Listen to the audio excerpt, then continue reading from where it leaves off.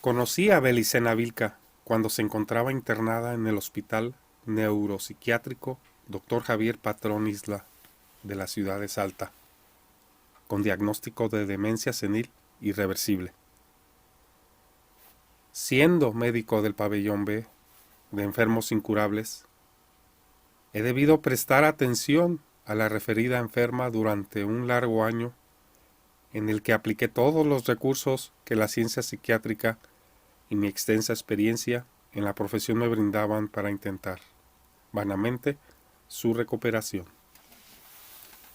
Como se verá más adelante, su historia fue escrita por ella misma, en tanto que permanecía en aquel triste encierro. Dedicó a ese fin todo el tiempo disponible, que era mucho, pues la Junta Médica la había autorizado a escribir, dado que tal actividad redundaba en evidentes resultados terapéuticos sobre el ánimo del paciente. Sin embargo, nadie sabía a qué se referían sus escritos y si ellos revelaban alguna coherencia lógica, información que hubiese sido útil poseer para confirmar o corregir el diagnóstico adverso. Dos motivos impedían conocer el contenido de sus manuscritos. El primero y principal consistía en que la enferma escribía en quechua santiagueño, una lengua que solo se habla en su región natal. En secreto, al parecer, Belicena Vilca tradujo los manuscritos al castellano pocos días antes de morir. El segundo motivo era el celo homicida que ponía en evitar la lectura de los textos, lo que se tradujo un día en un violento incidente con una enfermera que osó posar los ojos sobre una de sus páginas. Mas como lo que interesaba era mantenerla tranquila y la escritura contribuía a entretenerla en ese estado, se optó por no contradecir sus maníacos deseos y se le permitió ocultar los manuscritos en un portafolios del cual no se separaba en ningún momento. No obstante, parte de su historia me fue relatada por ella misma mientras duró su convalecencia, ya sea mediante largos monólogos a los que frecuentemente la llevaba al psicoanálisis, en los días en que cierta estabilidad mental permitía esta terapia, o involuntariamente, cuando el tratamiento de narcosis la sumía a un pesado sopor durante el cual, sin embargo, no disminuía nunca la actividad oral. Naturalmente no podía darse crédito a sus declaraciones, no sólo por su condición de enferma mental, sino por el tenor de las mismas, que eran increíbles y alucinantes. Nunca podría calificarse con mayor justicia a su relato como a la historia propia de un loco. La situación de alineada de Belicena Vilca seguramente desalentará a los lectores sobre la veracidad de los sucesos narrados. Es comprensible, pues, tan solo un año atrás, yo mismo hubiese hecho todo lo posible por impedir la divulgación de un material que la prudencia y la ética profesional aconsejan mantener en los reservados ámbitos de la historia clínica y el legajo personal. Pero he aquí la que la súbita muerte de Belicena Vilca vino a trastornar este racional punto de vista y me llevó a pensar que la historia registra el paso de venerables figuras por las celdas de célebres loqueros. Recordé a Nietzsche, Ezra Pound, Antonin Artaud, el ajedrecista Morphy, el matemático Cantor y muchos otros.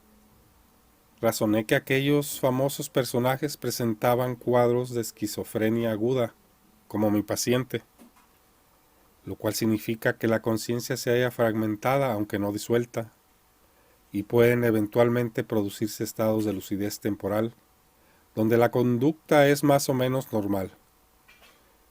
Me dije que si Cantor elaboró la genial teoría de los números transfinitos en el manicomio, y si Nietzsche durante sus 10 años de internado podía citar a Homero, Empédocles y casi cualquier clásico de memoria, y en griego antiguo, Era posible una medida infinitamente menor, que el relato de Belicena Vilca fuese en parte verdadero. Claro, este silogismo aparentemente inconsciente sorprenderá al lector, pero es que todo esto lo pensé deprisa, muy deprisa, porque Belicena Vilca había sido asesinada. Aquel desagradable suceso perturbó la marcha impecable del nosocomio, sumiéndonos a todos en un estado de malestar y angustia indescriptible. Especialmente afectado resultó nuestro director, el eminente doctor Cortés, quien temía que el escándalo llegase a mancillar el nombre del ilustre prócer local que lleva el hospital, hecho que, según su clara lógica, influiría en los cheques que la poderosa familia del finado hacía llegar mensualmente. No cansaré al lector con detalles porque este caso fue muy comentado por la prensa, y si desea hacerlo puede consultar el diario El Heraldo de Salta en las ediciones de la semana que va del 7 al 15 de enero de 1980, donde hallará toda información. Solo recordaré aquí lo esencial, ya que el desarrollo de este veredicto caso requiere considerar las extrañas circunstancias en que ocurrió el crimen y el misterio que lo rodeó, y que aún persiste, pues la policía no logró esclarecerlo, y dignos funcionarios manifiestan dudas sobre si ello será posible algún día, porque dos elementos tan absurdos como irracionales intervienen de manera definitiva en el fatal desenlace, impidiendo toda posibilidad de realizar conjeturas coherentes. El primero es un hecho inobjetable verificado. El crimen se concretó en una celda para enfermos psicóticos, herméticamente cerrada con una pesada puerta de acero entre las 0 y las 2 horas del 6 de enero sin que nadie, absolutamente nadie, hubiese entrado durante ese lapso. Esto se comprobó felizmente gracias a un suceso fortuito. Siendo la noche anterior 5 de enero, es decir, día de festejo de Reyes Magos, parte del personal fue a repartir regalos al Hospital de Niños y al Orfelinato San Francisco de Asís. Entre ellos estaba nuestro eximio director, doctor Cortés, quien a las 23 horas ya había regresado luciendo un traje de Papá Noel y dispuesto a efectuar la recorrida diaria que, desde incontables años, realiza por todos los pabellones para recoger los informes finales. Pues bien, el propio doctor Cortés vio por última vez a Belicena Vilca a las 23:50 horas, cuando a raíz de una crisis histérica en su segunda fase, promovió un general desorden en el pabellón B. Corría desesperadamente en el reducido espacio de su celda, con los ojos fijos y desorbitados, mientras gritaba «Pachachutki, Pachachutki», palabras que en ese momento eran incomprensibles. Si bien reconocemos que se trataba de idioma quechua, por otra parte el ataque era sintomáticamente anormal en ella. El doctor Cortés ordenó una inmediata dosis de Valium, sumiendo a la inafortunada Belicena Vilca en un sopor del que solo habría de salir en un instante para ver la muerte de cerca, tal como lo sugería la expresión de tremendo horror con que se hallaba crispado su rostro cuando fue encontrada, ya muerta, 3 horas más tarde. Y aquí surge el misterio, el primer elemento que desconcertó y sorprendió a los avesados policías. Luego de ser atendida la paciente, serían las 0 horas. Todos nos retiramos de la celda, siendo esta cerrada por el doctor Cortés, quien inadvertidamente guardó la llave en uno de los bolsillos de su traje de Papá Noel, olvidando luego depositarla en el tablero general de llaves.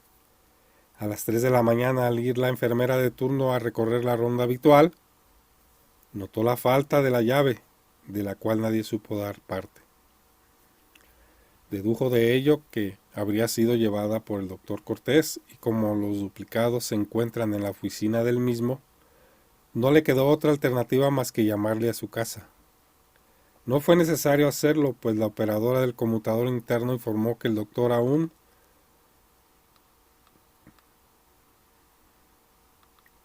permanecía en el hospital, aunque estaba a punto de retirarse.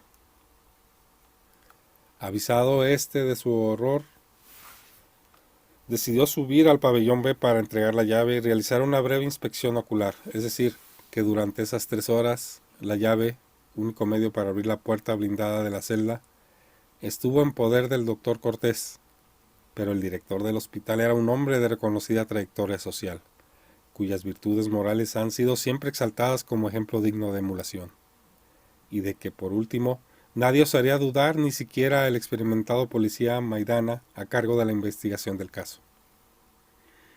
En fin, el doctor Cortés abrió la puerta de la celda acompañado por mí y la enfermera García exactamente a las 3:05 horas. Un olor penetrante y dulzón fue lo primero que nos llamó la atención.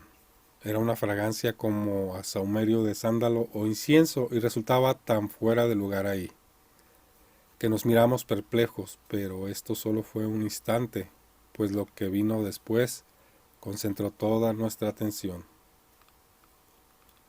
Belicena Vilca yacía en su lecho, sin duda muerta desde un tiempo atrás, con el cuello tumefacto a causa del estrangulamiento a que había sido sometida.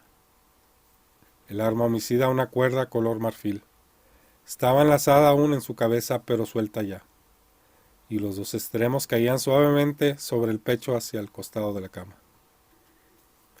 Era un espectáculo tan horrible que la avesada enfermera García lanzó un grito de espanto y tambaleó hacia atrás, debiendo sostenerla por los hombros, a pesar de que mis piernas no se hallaban del todo firmes. Y no era para menos, la muerta tenía las manos cerradas sobre las frazadas, a ambos lados del cuerpo, posición en que debieron estar en el momento de la muerte, y que la rigidez cadavérica conservó, lo que indicaba que no se había defendido de su misterioso asesino. Este debió infundirle tal terror que, aún observando cómo le pasaba el lazo por el cuello y luego, sintiendo que el mismo se cerraba y le cortaba la respiración, solo atinó a aferrarse desesperadamente a la frazada. Tal deducción se afirmaba al contemplar el gesto de la cara, los ojos muy grandes y desorbitados, y la boca entreabierta, permitiendo ver la lengua hinchada que parecía quebrarse en una palabra inconclusa. Algo que quizá ya nunca sería pronunciado, quizá la misteriosa Pachachutki,